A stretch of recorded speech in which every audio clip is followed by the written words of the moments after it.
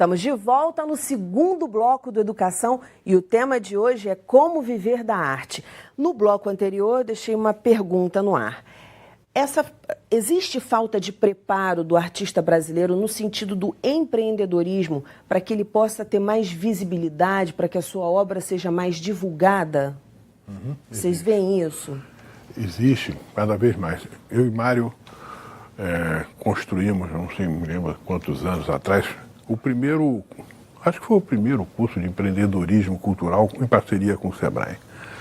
Nós tínhamos vaga para 30 alunos e tivemos 1.200 inscrições para esse curso. E dali viemos fazendo isso no país todo. E aprendendo, né? Você vai fazendo, você vai aprendendo, trocando, né? Quer dizer, agora, o sujeito se tornar um empreendedor é porque ele precisa, se ele quer ser só artista, aí o grupo dele tem que ter empreendedores para torná-lo um artista conhecido. Tá certo? Ele pode ter um empresário. Ele pode ter um empresário, pode ter um agente, isso tudo pode acontecer. Acontece muito no mercado. Ele falou uma coisa bastante interessante do planejamento, né? Nós temos 3 dimensões: sentir, pensar e fazer, né? Então, a criação está nesse sentir, né? Visão, no sentir. Mas você tem que pensar também sobre isso. O processo é sentir, pensar. Pensar é planejar. Quando é que eu vou lançar isso? De que forma que eu vou lançar isso? Qual é o meu orçamento? Quais as minhas coisas? Para depois você fazer, que é lançar o seu produto. O que acontece muito no mercado é que o artista sente que quer fazer. Ele não passa pelo planejamento. E isso é o que você fala quando você fala do empreendedorismo, é ele aprender a gostar de planejar, gostar de pesquisar, porque ele parece que não, isso aí é coisa de orçamento, eu odeio orçamento. Não pode odiar o orçamento, né? Agora, ele pode ter uma pessoa que ame orçamento e ele não faça orçamento, a pessoa faça o orçamento dele, mas a equipe. Mas a equipe tem que ter essas 3 dimensões muito claras: sentir, pensar e fazer. Elas têm que equilibrar isso. E a atividade artística, como criação, quer dizer, porque eu criei, é como o menino que é o dono da bola. Então, se ele é o dono da bola, ele vai jogar no meio campo, que ele quer jogar no meio campo. Né? Então, pelo fato de eu ter criado ou desenvolvido essa ideia, não necessariamente eu sou capaz de tocá-la no sentido executivo ou no sentido, né, de outras funções que não a minha função. Então, isso é um problema da arte. Você tem um empreendedor cultural, você tem um produtor cultural, você tem, né, as várias funções, e muitas vezes o cara, porque criou ou porque é o autor, acha que aquilo tem que ir de um jeito que muitas vezes não é o jeito da viabilização prática daquilo. Fernando estava falando no intervalo sobre uma pesquisa do Sebrae. O Sebrae fez uma pesquisa e esse resultado, várias pessoas fizeram essa pesquisa com produtores culturais, perguntando a esses produtores e artistas no mercado o que eles precisavam com isso, qual era a principal questão deles. E sempre a principal questão era assim: como eu vou viver da minha arte? Todos sempre ganharam disparado isso. E se fizer hoje, continua sendo a mesma coisa. Porque é impressionante, né? Como que eu vou ver? Ninguém sabe ainda. Que é a sua pergunta, que é o que permeia aqui. Eu acho lógico. Você toca um violão, como é que eu vou viver disso? Né? Agora, tem um dado preocupante, que no ano passado, o mesmo Sebrae fez uma pesquisa junto com o Instituto Endeavor sobre empreendedorismo nas universidades como um todo, né? Quer dizer, as universidades estão dando conta de formar empreendedores, não só para a arte, mas para todas as profissões. E a triste resposta foi não, que as universidades estão deixando muito a desejar, elas não estão formando empreendedores. Porque, de modo geral, elas formam empregados para o mercado, tá? E isso está mudando cada vez mais. Tem que mudar, porque hoje em dia a pessoa tem que ser empreendedora de si mesma, né? E, ao mesmo tempo, ela tem que encontrar um lugar numa rede de cooperação, porque sozinha ela não vai longe. Quer dizer, uma das lições que a gente está tendo nesse programa: sozinho você não vai a lugar nenhum. E abrir horizontes, não ficar só focado numa coisa, mas o que inclui a arte que você está produzindo. Mário me falou também durante o intervalo, fez uma comparação, porque você é jornalista, e você fez uma comparação de uma universidade no Canadá. No Canadá, que o curso de jornalismo lá forma patrões, forma pessoas que, se quiser abrir um jornal, uma rádio, uma televisão, tem curso de administração, de gestão de negócios jornalísticos. Aqui não. Como é que você abre uma TV? Você falou como abre um jornal? Aqui o jornalista ele é treinado para ser repórter, né? Para ser redator, revisor, editor, no máximo. Assessor de imprensa. Assessor de imprensa, mas nunca o dono do veículo. E hoje em dia, mais do que nunca, a gente tem que criar a nossa própria mídia, né? Porque a mídia tradicional já não está dando mais conta nem das notícias, né? A gente vive num mundo de excesso de informação, né? Com certeza. Então, hoje em dia, tem que ter o jornalismo de verificação para checar a veracidade que é das muito notícias, importante nessa velocidade que a gente trabalha. Então, nós temos a agência Lupa, agência pública, né? E uma que eu conheci hoje chama aosfatos.org. Então, é um pessoal sério que fica checando a veracidade das notícias, né? Isso é importante. Outra questão muito premente é que há um excesso de dados, né? Então tem que saber minerar os big data. Né? Por exemplo, a Mídia Ninja tem 69 milhões de seguidores no Facebook. E toda a equipe deles se esforça para interpretar as reações e eles planejam tudo que eles vão postar em função dos interesses. Então, eles fazem um trabalho artesanal, braçal, heróico de mineração de dados. É muito mais complexo do que o modelo que a gente tinha, que era mão única. Exatamente. Eu falo e quem está em casa me escuta. Né? Não tem outro É o modelo caminho. todos, né? Agora o modelo é todos. E aí vocês estão falando de rede, da importância de ver esse mercado de uma forma diferente, não só num ponto, mas ver os outros pontos desse desenho. E Fernando falou uma coisa sobre a formação da criança, das escolas. Como você acha que seria legal um modelo de ensino? Eu queria que você repetisse isso, Fernando. Você fala do desenvolvimento... Já foi mais forte, né? A educação, que eu falei aqui antes, assim, que vem da palavra educar, é tirar de dentro dos alunos. Instruir é que é botar para dentro. Então a escola tem posto para dentro da cabeça dos meninos e ninguém aguenta aquele, né? Então você tem que trabalhar com os alunos, né?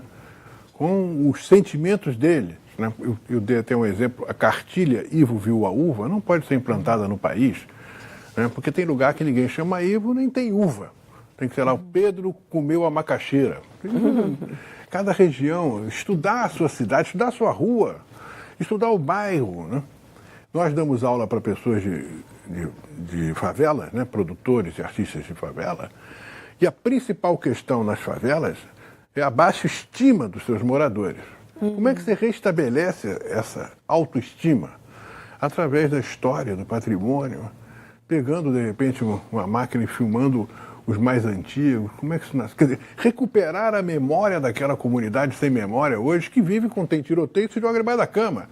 Né? Ninguém, não tem rede, tem medo de fazer a rede, de ligar para as pessoas. Né? Então, é um outro assunto, mas se a escola começa a ter arte na escola, desenvolve a sensibilidade do aluno, a autoestima dele, aprende a conviver com os outros, né?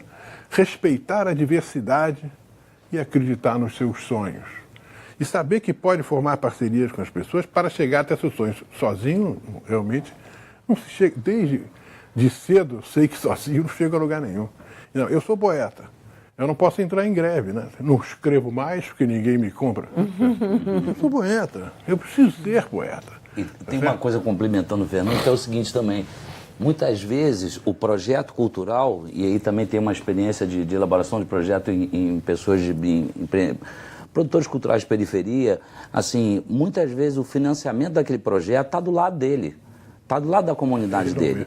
E ele não entende que existe uma linguagem que você tem que, depois que entender o que você quer fazer artisticamente, trabalhar isso para você ter condições de dialogar com quem entende de questões de comércio, de mídia, de contrapartida de mídia e etc. Porque senão fica aquele chapéu, tem uma ideia boa, o senhor pode botar um dinheiro aqui Então, e que faz parte da própria cultura de origem dele. Não é uma coisa de um pouco pedir, de um pouco estar incomodando, e não. Eu estou trazendo a oportunidade da sua empresa se inserir nesse projeto. É uma questão de postura também, além de, claro, não querer vender banana para quem produz lápis de cor, quer dizer... Uma coisa que não tem nada a ver, foi o que o Fernando tinha falado. Você tem a tomada, você tem um encaixe ali, o plug, e tem que ter a tomada. Mas também uma questão de postura, saber onde ir e como se posicionar. Exatamente.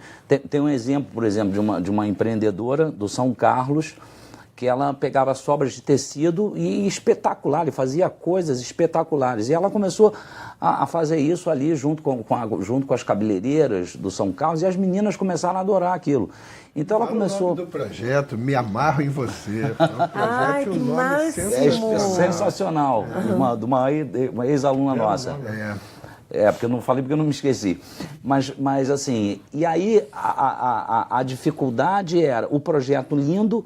Então, que potencialidades de ações temos dentro desse projeto? O que nós estamos falando? De identificar produto dentro de um conceito da atividade que ela fazia. E é economia e aí, você entendendo isso, não é? Aonde é que você vai ter alcance de alguma marca chegando, de ter uma contrapartida? Então, tudo isso você tem... E o grande problema do empreendedor cultural é muitas vezes assim, para quem é esse público? Todos? Não é todos. Tem uma segmentação, busque quem é esse perfil desse teu consumidor, do teu produto cultural. Faça uma pesquisa, traga dentro do teu projeto o nome da onde você pesquisou. Não é eu acho que. Traga exemplos de outros projetos que foram vencedores. Então você começa a falar a língua. Uma coisa que a gente falava muito para essas pessoas é o seguinte: esse diretor de marketing ou esse diretor de comunicação que está comprando esse projeto, ele também tem um patrão.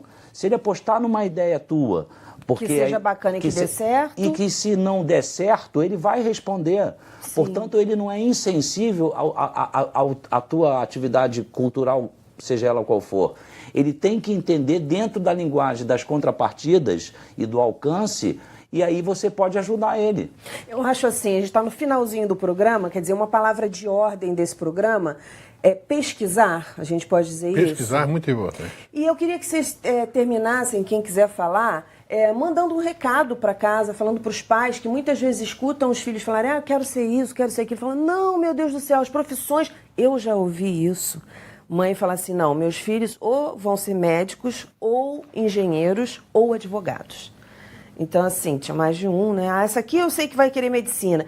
Eu queria que vocês mandassem um recado para os pais que estão pensando que arte não dá dinheiro, que isso é coisa de quem não quer nada. É interessante isso, que minha mãe, já falecida, quando eu disse para ela que queria ser escritora e poeta, ela falou assim, muito bom, meu filho, você então faça um concurso para o Banco do Brasil, que nem Vinícius de Moraes, ou seja diplomata, que nem o Carlos Drummond de Andrade.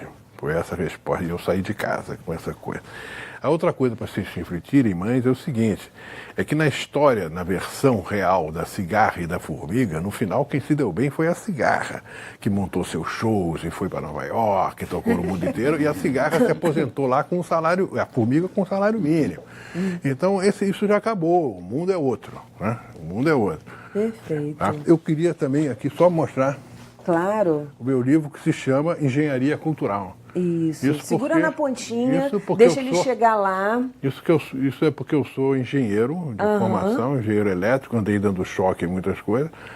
E não, o que eu acho bacana na palavra engenharia, né? Porque engenharia é... De engenho também. De engenho, né? E tem vários tipos de engenharia, então por que não engenharia cultural? Gente, muitíssimo obrigada pela participação de vocês no programa, parabéns pelo trabalho, sucesso e obrigada pelas informações. O nosso programa já está acabando, mas na segunda-feira que vem tem mais às 9 horas da noite. Educação, se você não se envolver, não rola. Momentos felizes, paz do eu e até lá!